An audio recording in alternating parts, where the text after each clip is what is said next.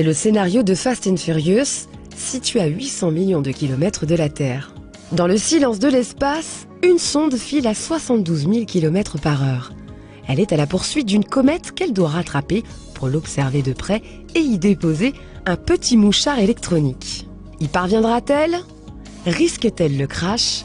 Un vrai suspense tant l'histoire de la sonde Rosetta est celle d'une mission à haut risque. Tout a commencé il y a 10 ans. C'est en effet en 2004 que la sonde Rosetta de l'ESA, l'Agence spatiale européenne, a quitté la Terre.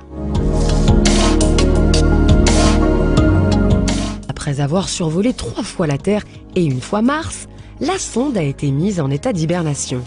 Un maximum de ses systèmes électroniques était en effet éteint. Il fallait réduire ses consommations d'énergie car elle se trouvait très loin du Soleil. La sonde est en effet alimentée par des panneaux solaires et à 800 millions de kilomètres de notre étoile, très peu de photons parvenaient jusqu'à Rosetta. Et c'est seulement le 20 janvier 2014 que la sonde Rosetta a été réveillée par les ingénieurs de l'Agence spatiale européenne, l'ESA. Elle était alors à 9 millions de kilomètres de sa cible, cette fameuse comète baptisée 67P Churyumov-Gerasimenko. Chaque jour qui passe, Rosetta se rapproche un peu d'elle. Et elle devrait la rattraper en août. La sonde se mettra alors en orbite autour du cœur glacé de la comète. Elle devra alors la scruter sous toutes les coutures pour choisir un site propice à un atterrissage.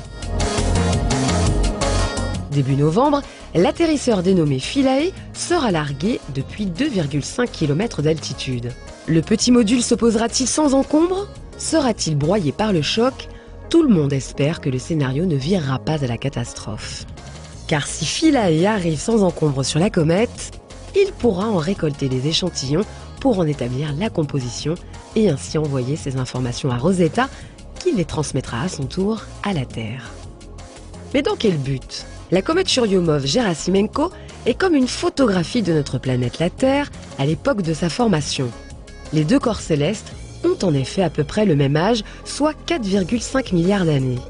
Et comme Churyumov-Gerasimenko a très peu changé, elle recèle peut-être encore les secrets de naissance de notre système solaire. Des secrets que Rosetta va continuer à déceler au cours de l'année 2015, car elle va accompagner la comète tout au long de l'année, quand elle sera près du Soleil et donc plus active.